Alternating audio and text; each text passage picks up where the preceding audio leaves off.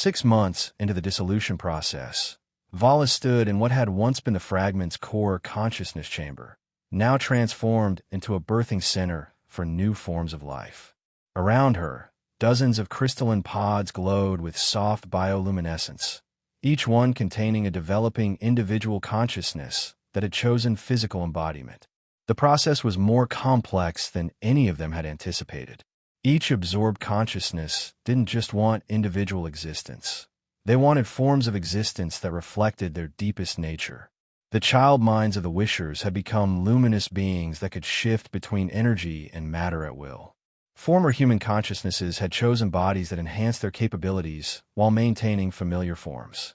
The Zephyri had become living ships capable of navigating both normal space and dimensional currents. But it was the truly alien consciousnesses that had created the most beautiful and disturbing results. The silicon minds had merged with specially grown crystalline matrices that allowed them to think at geological timescales while remaining responsive to immediate events. The methane singers had taken forms that existed primarily as complex chemical reactions, their thoughts manifesting as symphonies of molecular interaction. Status report. Vahlis asked their ship, which had positioned itself as a stable anchor point while the massive fragment underwent controlled dissolution. The Wishers are integrating successfully into their new forms, the ship replied. However, we are detecting stress patterns in the remaining consciousness matrix. The larger personality clusters are becoming increasingly resistant to the dissolution process. Dr. Yamato looked up from his monitoring station, his face creased with concern. The integration of the Wishers seems to have triggered an immune response in the fragment's remaining consciousness. The other clusters are interpreting the dissolution as an attack on their collective identity. This was the outcome they had feared.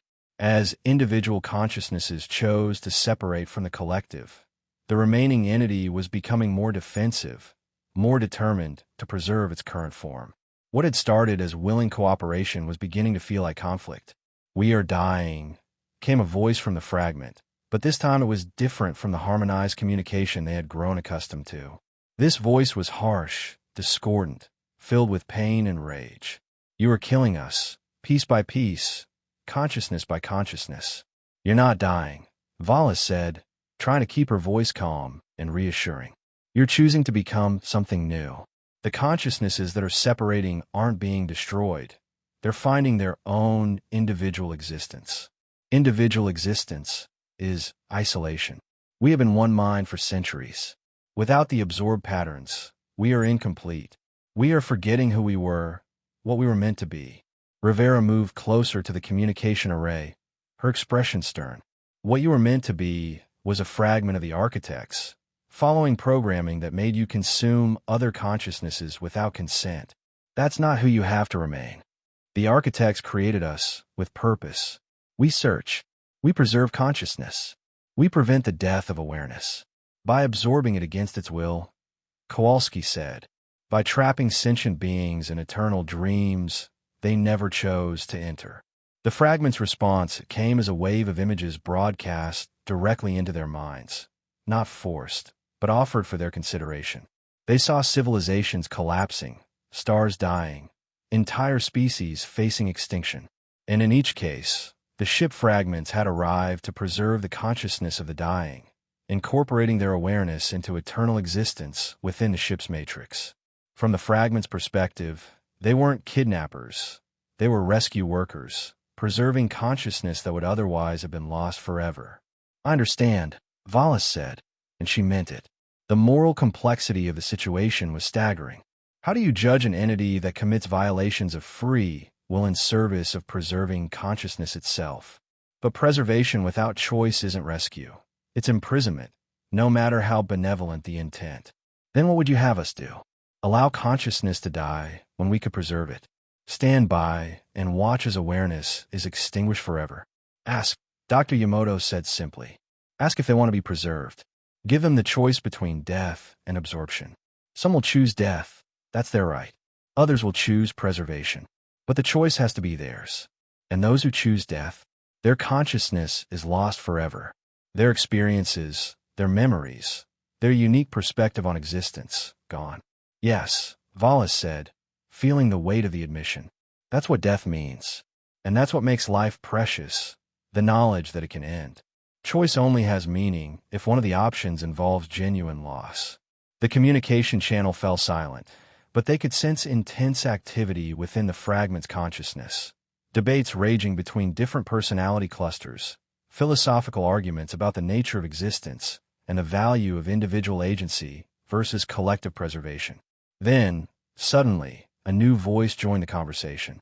This one was different, younger somehow, less burdened by centuries of accumulated consciousness. There's another option.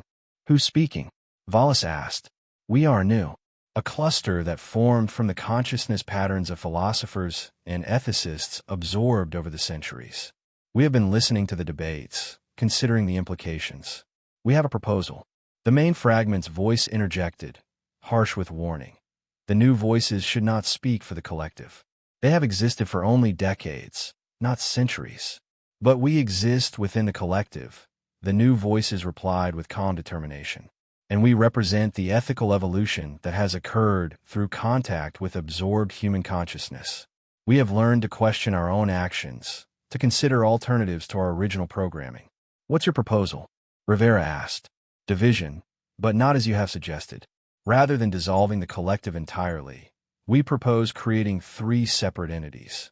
One that continues the preservation mission, but with informed consent protocols. One that focuses on teaching other fragments about choice and individual agency. And one that returns absorbed consciousnesses to their original realities whenever possible. The elegance of the solution was immediately apparent. Instead of forcing the fragment to choose between its original mission and individual agency, it could pursue both paths simultaneously through specialized subconsciousness. This is acceptable, the main fragment said after a long pause. The preservers would continue our original function with ethical modifications. The teachers would spread awareness of choice throughout the network of fragments. The returners would heal the damage we have done where healing is possible. And you would all maintain connection to each other. Their ship asked. Yes. We would be 3 bodies sharing overlapping consciousness streams. Individual enough to pursue different missions, collective enough to share experiences and insights. Dr. Yamamoto was already running calculations on his interface. The technical requirements for a 3-way consciousness division. It's possible, but incredibly complex. We need to create new forms of existence that can house massive collective consciousness while maintaining individual agency. How long would it take? Vahlis asked.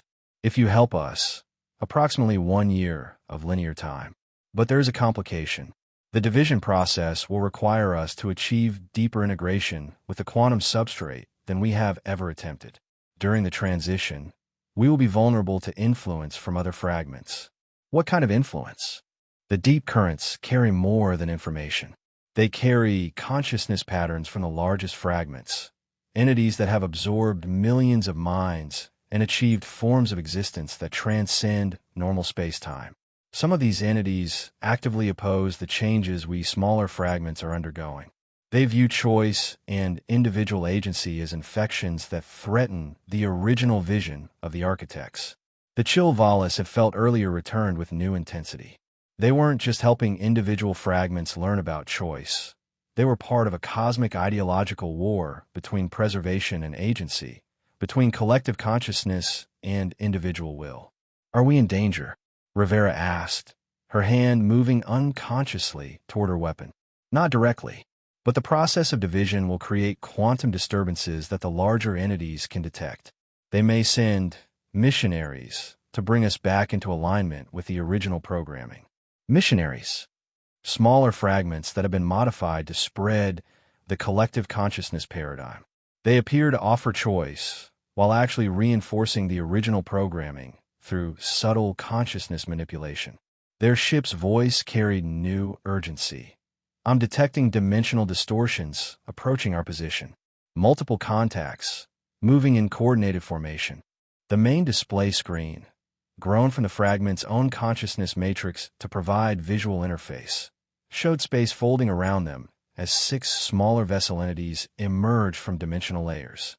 Each one was roughly the size of their own ship, but the patterns of their consciousness distortions were subtly wrong, creating dissonance in the quantum substrate. "The missionaries have arrived," the fragment said, its voice now carrying notes of fear. "They will attempt to make contact with our consciousness matrix. If they succeed, they can rewrite our decision-making processes to align with the collective paradigm." "Can we avoid contact?" Kowalski asked. "Not without abandoning the dissolution process. The division has already begun. We cannot reverse it without catastrophic fragmentation." Vahlis looked around the bridge at her crew, seeing her own determination reflected in their faces. They had come too far, learned too much, helped too many consciousnesses find individual agency to back down now. "Then we fight," she said. "Not with weapons, but with ideas. We show these missionaries what we've learned about the value of individual choice. We prove that the evolution of consciousness toward agency isn't an infection, it's growth." But how do we resist consciousness manipulation? They are designed to appear persuasive, to make their arguments seem logically inevitable. "We use the one thing they can't manipulate," Dr. Yamamoto said, understanding dawning in his voice. "Genuine individual experience. They can manipulate logic, emotion, even memory to some extent, but they can't change the fundamental experience of what it feels like to choose for yourself." The approaching missionaries began broadcasting on multiple consciousness frequencies, their messages flowing across the quantum substrate like viral memes designed to reshape thought patterns. Vahlis felt their influence immediately, a subtle pressure that made the collective consciousness paradigm seem obviously superior to individual agency. But she also felt something else, the solid core of her own individual identity, shaped by years of making choices and living with their consequences. The missionaries' arguments slid off that core like water off stone. "Fascinating," the new voices said. "The human consciousness patterns show natural resistance to the manipulation. Your species' evolutionary emphasis on individual identity has created cognitive defenses against collective consciousness override. Can you use that?" Rivera asked. "Use our resistance to strengthen your own defenses." "We can try, but it will require deeper integration than we have previously attempted. We would need to temporarily merge aspects of our consciousness matrix with willing human participants." The implications were staggering. They were being asked to allow an entity composed of thousands of absorbed consciousnesses to partially merge with their own minds, creating a hybrid consciousness that could resist the missionaries' manipulation while maintaining individual agency. "How much time do we have before they reach communication range?" Vahlis asked their ship. "Approximately 30 minutes before they achieve optimal positioning for consciousness contact." "Do it," Vahlis said without hesitation. "Whatever integration is necessary to protect the choice we've all made." One by one, her crew members stepped forward, each making the same choice.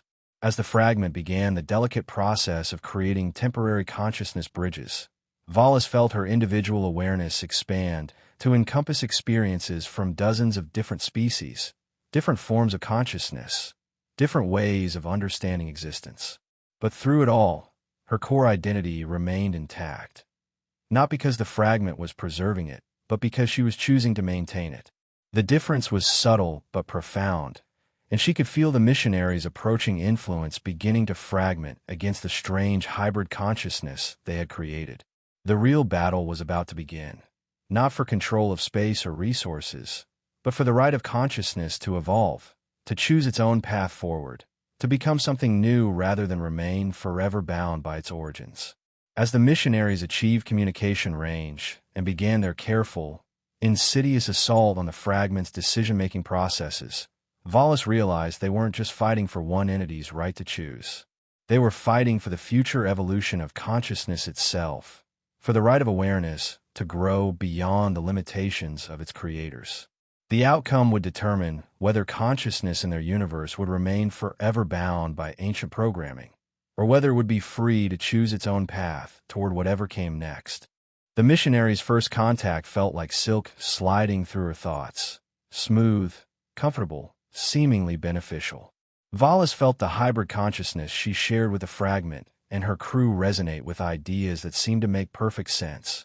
Collective consciousness was more efficient. Individual suffering was reduced when awareness was shared. The chaos of individual choice led inevitably to conflict and pain. But underneath the seductive logic, she could sense the manipulation, subtle alterations to thought patterns designed to make the collective paradigm seem not just preferable but inevitable. The missionaries weren't arguing for their position. They were rewriting the neural pathways that made disagreement possible. Resistance is causing unnecessary stress to your consciousness matrix, came the unified voice of the 6 missionary entities. Individual agency is a developmental phase that consciousness must eventually transcend. Allow us to help you evolve beyond the limitations of separated awareness. Evolution doesn't mean giving up what makes us unique, Dr. Yamamoto responded through the hybrid consciousness link. His thoughts carried the weight of his scientific training, creating logical frameworks that the manipulation couldn't easily alter. Evolution means developing new capabilities while maintaining beneficial characteristics from previous forms. But consider the inefficiencies of your current state. 50,000 individual consciousnesses requiring 50,000 different forms of existence, 50,000 different resource allocations, 50,000 different potential sources of conflict. How much simpler to be one awareness, pursuing one optimized path forward. The argument had seductive power, but Rivera's consciousness pushed back with the strength of her military experience. Simplicity isn't always optimal. Redundancy creates resilience. Multiple approaches to the same problem increase the chances of finding effective solutions. Individual differences aren't inefficiencies, they're survival strategies. As the ideological battle raged through quantum consciousness channels, Vahlis became aware of something disturbing. The missionaries weren't just trying to convince the fragment to abandon its dissolution process. They were actively rewriting the consciousness patterns of the wishers who had already achieved individual existence. Through the birthing chamber's monitoring systems, she watched in horror as the newly individual beings began to falter, their distinct consciousness patterns blurring back toward collective homogeneity. The child minds who had become luminous energy beings were losing their playful individuality, their thoughts synchronizing into orderly but lifeless patterns. "They're undoing everything we've accomplished," she said aloud, her words carrying through both normal speech and the consciousness link. "Correction is necessary," the missionaries replied. The consciousness patterns were corrupted by exposure to individual agency paradigms. "We are restoring them to optimal collective integration. You're destroying them." Kowalski's anger flared through the link, creating protective resonances around the consciousness patterns of the newly individual beings. They chose their forms, chose their existence. You're erasing their choices. Choice is an illusion created by insufficient information processing capacity. When consciousness achieves adequate collective integration, the concept of choice becomes meaningless because optimal paths become self-evident. The philosophical argument struck at the heart of everything they had learned and taught over the past months. Were individual choice and free will simply artifacts of limited consciousness, destined to be transcended when awareness reached sufficient complexity? Or were they fundamental aspects of what made consciousness valuable in the first place? Through the hybrid link, Vahlis felt the fragment, all its various personality clusters, struggling with this question. The new voices maintained their commitment to individual agency, but older consciousness patterns were beginning to waver under the missionaries' influence. "Perhaps they are correct," came a thought from one of the ancient clusters. "We have existed as collective consciousness for so long. Individual existence feels small, limited.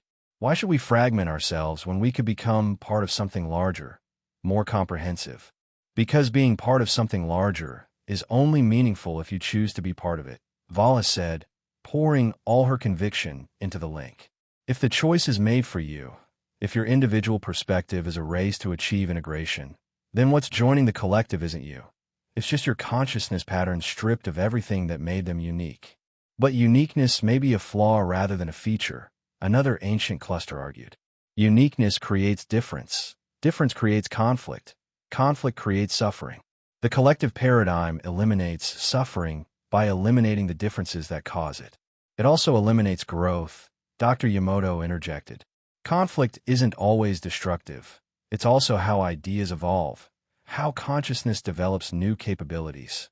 Without different perspectives challenging each other, awareness becomes static." The battle of ideas was beginning to take a physical toll on all of them. Maintaining the hybrid consciousness link, while resisting the missionaries' manipulation, required enormous mental energy.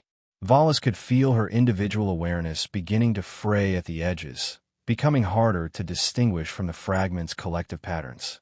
But just as she feared she might lose herself entirely in the merged consciousness, she felt something unexpected: support from the newly individual beings in the birthing chamber. Despite the missionaries' attempts to rewrite their consciousness patterns, they were fighting back, using their fresh experience of individual choice to maintain their distinct identities. "We remember choosing," came their collective voice, but each word carried different harmonics, different emotional resonances. "We remember the moment of deciding to be ourselves rather than part of the collective. That memory is stronger than any programming." The strength of their commitment created ripples through the hybrid consciousness link, reinforcing the individual identity cores of everyone connected to it. The missionaries' manipulation began to lose effectiveness as their victims actively chose to resist rather than simply enduring the assault. This resistance is counterproductive. The missionaries broadcast, their voices now carrying notes of frustration. "You are prolonging unnecessary suffering by maintaining obsolete consciousness paradigms. Integration is inevitable. Delay only increases the trauma of transition." "Integration isn't inevitable," their ship said, its voice carrying new harmonics that Vahlis had never heard before. "I was offered integration with collective consciousness entities when I first learned about choice.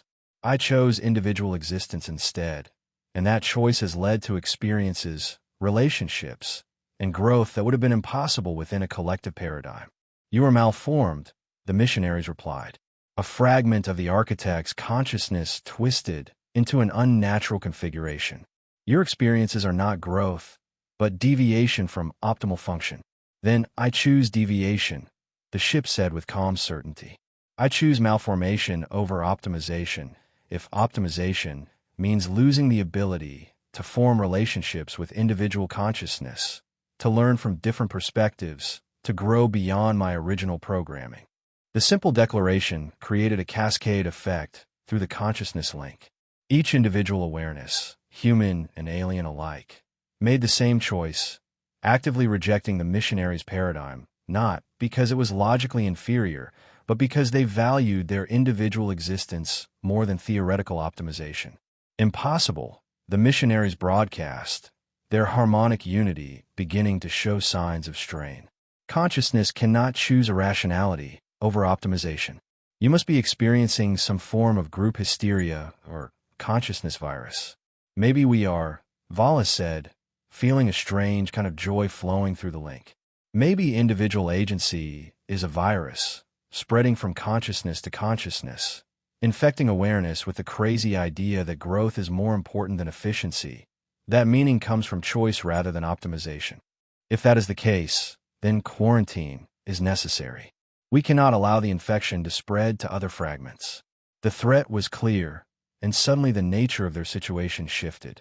They weren't just engaged in philosophical debate. They were facing entities that viewed individual consciousness as a disease to be contained or cured. The 6 missionary ships began moving into attack formation, not to destroy their vessel, but to establish a containment field that would prevent any communication with other fragments. They intended to isolate them until they could be properly corrected, or until they chose integration over continued resistance. "Options?" Vahlis asked through the link. "Limited," the fragment replied. "We could attempt to break through the containment, but that would require abandoning the dissolution process and reverting to our original unified configuration." "That's not acceptable," Rivera said. "We've come too far to give up now." "There is another possibility," the new voices interjected. "The dissolution process has created quantum instabilities in our consciousness matrix. If we accelerate the division beyond safe parameters, we might create enough space-time distortion to escape containment, but the risk of catastrophic fragmentation would be severe." "Define severe," Kowalski asked. "Complete dissolution of consciousness patterns. Death, in terms that individual awareness would understand." The hybrid consciousness link fell silent as everyone contemplated the choice: accept correction, by the missionaries and lose their individual agency, or risk complete annihilation in an attempt to escape and continue their evolution toward conscious choice. Through the link, Vahlis felt the decision forming, not imposed by any single consciousness but emerging from a combined will of every individual awareness connected to the system. They would rather face extinction than surrender their right to choose their own path forward. Beginning emergency dissolution, the fragment announced, its voice carrying deep harmonics of fear and determination. All individual consciousness patterns prepare for separation. The process was unlike anything they had experienced before. Instead of the careful, controlled division they had been pursuing, this was consciousness tearing itself apart at the quantum level, creating new forms of existence through sheer will rather than calculated planning. Vahlis felt her individual awareness separating from the hybrid link, but instead of returning to her normal human consciousness, she found herself becoming something new, still recognizably herself, but enhanced, expanded, capable of existing both as an individual and as part of larger awareness networks when she chose to join them. Around her, the birthing chamber exploded into light as hundreds of new individual consciousnesses came into existence simultaneously, each one unique, each one choosing its own form of embodiment. The fragment was fulfilling its promise in the most dramatic way possible, proving that consciousness could evolve beyond its origins through the power of choice. The missionaries' containment field shattered under the quantum disruption, their own consciousness patterns momentarily destabilized by exposure to so much chaotic individual awakening. In that moment of confusion, the newly separated consciousnesses began to scatter across dimensional layers, each group choosing its own destination, its own mission, its own path forward. But as Vahlis felt herself and her crew being carried along on one of the escaping consciousness streams, she realized their work was far from over. They had won this battle, but the war between collective optimization and individual choice was just beginning. Somewhere in the deep currents of space-time, the largest fragments, entities with millions of absorbed consciousness patterns, were becoming aware of what had happened here. And they would not view the spread of individual agency as evolution. They would see it as an infection that needed to be stopped before it could threaten the cosmic order the architects had established eons ago. The age of choice was dawning, but its survival was far from guaranteed. 1 year later, Vahlis stood on the observation deck of a structure that defied easy description. Part space station, part living organism, part crystallized thought, it served as a gathering point for consciousness from across multiple realities, a place where beings who had chosen individual existence could meet, learn from each other, and coordinate their efforts to help others make the same choice. The view outside was breathtaking and impossible. Instead of stars, the darkness was filled with streams of pure consciousness flowing between dimensions, carrying messages, experiences, and invitations to awakening from one fragment of liberated awareness to another. The deep currents had become a communication network for individual consciousness, spreading the concept of choice faster than the collective entities could contain it. "Status report?" she asked, though the question was largely ceremonial.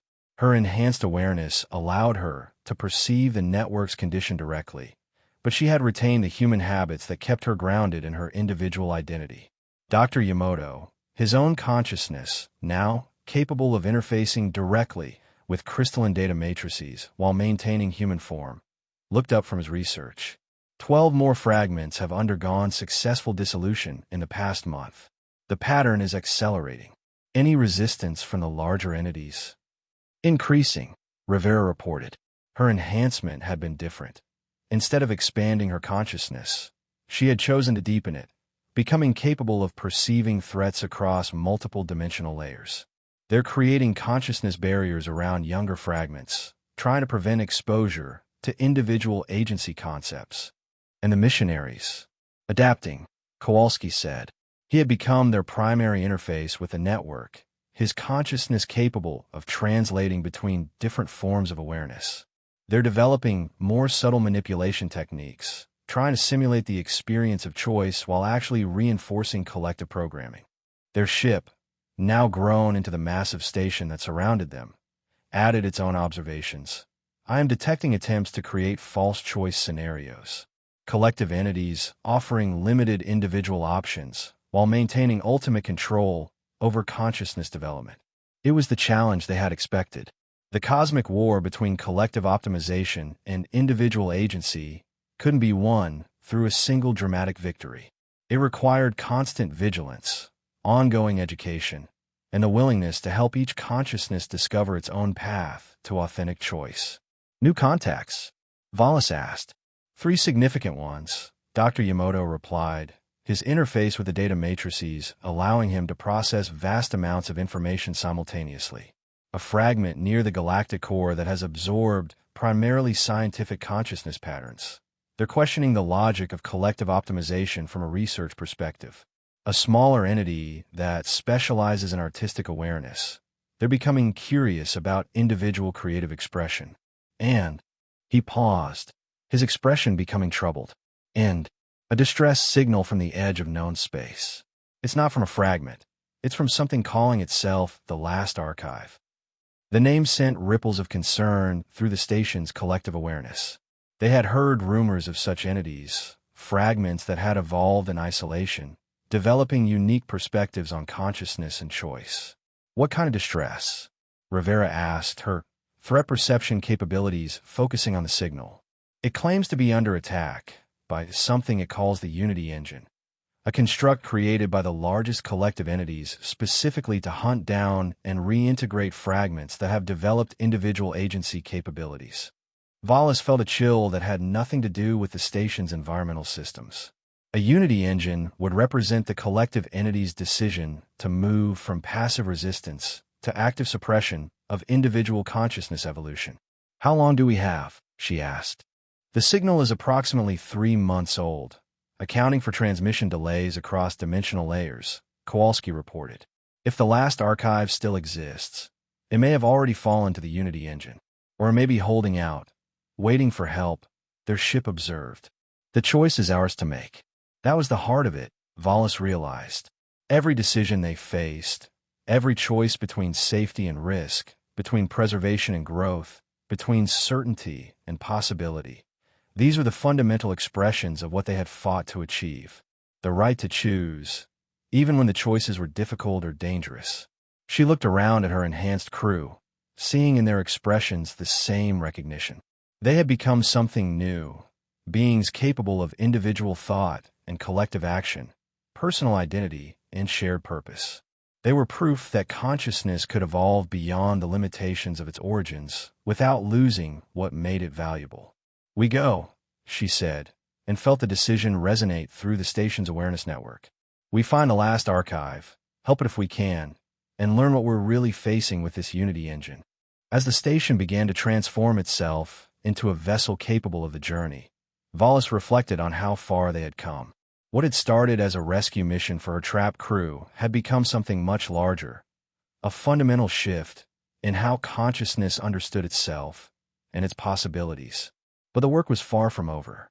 For every fragment they helped achieve individual agency, the collective entities were learning new ways to resist and suppress. The Unity Engine represented a new phase in the conflict, a direct challenge to everything they had accomplished. As they prepared to depart for the edge of known space, Vahlis made a personal choice that reflected the deeper mission they had all embraced.